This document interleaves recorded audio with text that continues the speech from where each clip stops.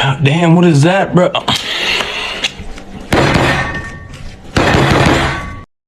But I'll give you my whole paycheck. I mean, oh, you, please, baby. I'll pay your car note. Hold your horses there, stallion. You get nothing. Nothing now, nothing tomorrow. No date, no sex, no marriage, nothing. Dad, strange things have been happening since the election. My fiance's called off the marriage. She's on this 4B thing. She won't give me no coochie, no nothing. Now hold on there before you even get started, DB. I know all about it. And I'm on the new commission. We are going to respond to this. We have a male movement now. To join our club, you got to renounce all female pleasantries. No more dinners, no more lunches, no more pedicures. You're not to pay any of her bills. You aren't to have sex with her at all. All she can do is give you some head. That's it. It's a new day now. Furthermore, if she has children, you're not to mess with her. She's considered dirty and defiled. This is a new Trump program. Everything's about to change. If a woman gets pregnant, it's not your problem. And she can be prosecuted for murder. You're not to help her in any way whatsoever. Everything changes now. Okay, this propped up a few days ago. It's a movement that started a few years ago, but after Trump won the election, this is what people are talking about now. And I find it interesting. It's called 4B. The 4B movement, or the 4 no's. And the 4 no's are no sex with men. This is women doing this now. No giving birth. No dating men. No marriage with men. Now, this shit is not going to last very long. It's not going to go very far. And it's some bullshit. Because I would say, let's take this opportunity to address some of the man's grievances. How about what's really wrong with society is women won't sit their ass in the damn house, raise the children, help them with their homework.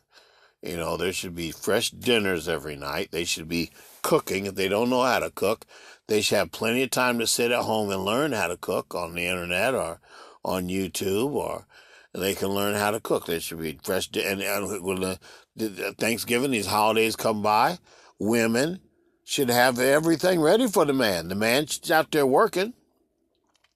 This brings balance to the home here. You know, there should be a turkey dressing. There should be a ham, everything that comes with the Thanksgiving tradition in the United States. Now, this is what women should be doing. They should be learning how to cook, keep the house clean, iron the clothes for the man, and especially if he's a truck driver, when he comes home, she should already have another week or two's section of clothes that's already washed, already ironed, already packed, already smelling good and fresh, waiting for him. So when he comes home, his to-go bag is already ready before he even gets there. When he gets home, a hot meal should be already in the oven or just about done. And, you know, the bath water she should be running him bath water. We have got to change the way things are. We need to say, I think you're right. Until women do what they're supposed to do, then men should give them no more penis, no more intercourse, nothing. No, if you meet a woman, there's no free lunches. No, I'm saying until women change and revert back to the way things traditionally used to be, then the women should get nothing. If you go out on a date, it should be 50-50. Matter of fact, it should be 50-50 period. Even if you get married to the woman, if she decides to work, that's not her money. That's the house's money. That's her money and your money. Just like your money is your money and her money. That's the way it's supposed to be. But women got this thing where they feel like the man's supposed to work, pay all the bills, and then if she goes to work, her money is her money. And that's why you can't get ahead. That's why you don't own no mortgage. That's why you don't own a house. That's why the cars aren't paid for, because the woman's trying to do her own isolated thing instead of working together. So until women change and until they decide that they want to be, a partnership with the prospective male, then we should treat them that way. No more giving you money for pedicures, giving you money to get your hair done, giving you money for any of that shit. No, not paying your car note. No, not buying no toys for your motherfucker. And if they have children, it should be just absolutely. You don't even consider the woman. If she laid down with a man that she did not know she loved, and that she did not know he loved her, and she had sex with that man, and she got pregnant and had children, especially if she had more than one, everybody's entitled to a mistake. But you mess around and have 2 kids or 3 kids by somebody that it don't work out. Well, after she gets rid of that deadbeat guy, you should not give her nothing. No free dinners, no dates, don't date, don't consider her for marriage, you consider her for friendship, like casual conversation on the telephone. And don't pay nothing, don't pay none of her bills, don't buy her lunch, don't buy her shit, because really, from the traditional aspect of things, really she's leftover Christmas cake. Somebody said that one time, I can't remember who it was, some woman in the Seattle area. Leftover Christmas cake. That's what you are. Leftover Christmas cake. You had a bunch of some kids by another man, and then you blame the relationship on him. It's up to you to vet the man before you open your legs and allow someone to penetrate you and drop a seed. Then not only did he drop the seed, you carried the embryo all the way and had birth to that child. So you pushed out a bastard child that's not going to have a father to raise him, right? And God forbid you've been screwing more than one man. Now it's really a bastard child. You don't even know who the daddy is. See, this is the type of shit that's been happening here. And until women decide to, revert back to some traditional, behavior, then I think we should take them up on their words. Don't give them no dick. No sex. Don't have children with them. And don't marry them. I agree. We need to let them have it. If they can survive by themselves, them get a job. Them get a place to stay. What happens is a woman has some children. Then they get rid of the man. Then they go to social services. And then they use the money from social services to get food stamps and to help them survive, right? Well, maybe the Trump era, maybe that will bring about some changes where we just cut all that out. You lay down with somebody, you bring children into this world, you no longer get a free ride. Those children don't get shit from the government. How about that? How about they don't get nothing? Because see, if they don't get any social services, they don't get food stamps, they don't get on Medicare, or Medicaid, none of that. If they don't get any of that, then the woman won't be so quick to jump and have 2 or 3 or 4 kids by somebody that they have no intention of marrying and spending the rest of their lives with. They're the one opened their legs. They're the one that carried the child all the way till they pushed him out. And then the government comes along and takes care. That's why, okay, you'll see women right now today, right? They're happy because they were able to raise their children on social programs to help them, right? If you take that away, that takes away all this shit. Now they got to be selective about who they lie down with and whether or not they really love them and whether or not that person loves them back. And I think that it'd be more important that way. And maybe we should make it illegal like it is in the Philippines, to get a divorce. Maybe there should be no divorce. See, if there was no divorce and you made it, if like in the Philippines, if you go over there and you have a relationship with somebody, and let's say you're married, it doesn't work out in the Philippines, and so you get separated, and then here comes the new dick. And the new dick comes along with the first dick, the real dick, the husband, who didn't want to get a divorce, but the woman came up with all these feminist ideas. She decided, well, there's no divorce in the Philippines, so we'll just get separated, right? And then she goes to find another dick. Where in the Philippines, if the real husband catches them in bed somewhere, he can just pull out a gun and kill them. And will nothing be done? Think I'm lying? Go look it up. It's legal.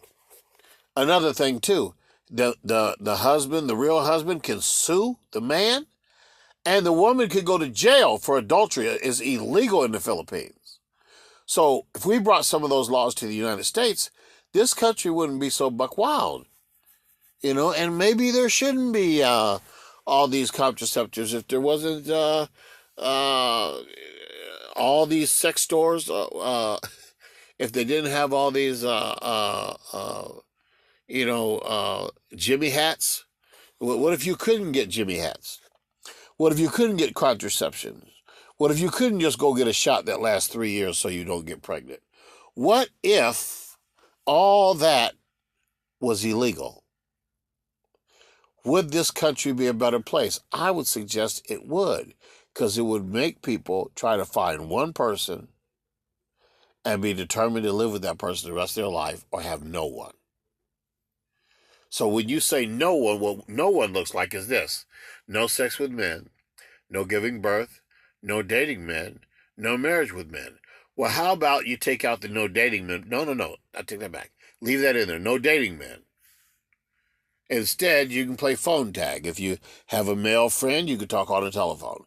But no dates, because no man in this era should be paying for a woman's. If you go to eat lunch, you shouldn't be paying for it. She should pay her own way. If you sit down and have dinner at Red Lobster, first thing you're going to have to do, you're going to know what kind of woman you got right out of the gate. If it's 50-50, and you say, hey, I would like to get to know you. She said, I would like to have a friendship with you as well. You say, okay, how about let's have lunch tomorrow? She said, that'd be fine. What do you think about Red Lobster? Now, if she says no, it's because her broke ass can't afford Red Lobster. Now, 50-50 will reveal some things, a whole lot of things. It'll reveal. Why does a woman need to go to a nail salon? Why can't she do her own nails? Why can't she do some self-help stuff and learn how to clean her own nails, paint her own nails, and do her own pedicures and shit?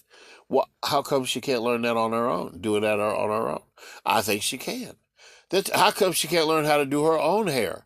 How come she can't buy a hot comb? I know when I was growing up, the big thing for women was they had a hot comb. They put the hot comb on the stove, and, they fixed their hair that way.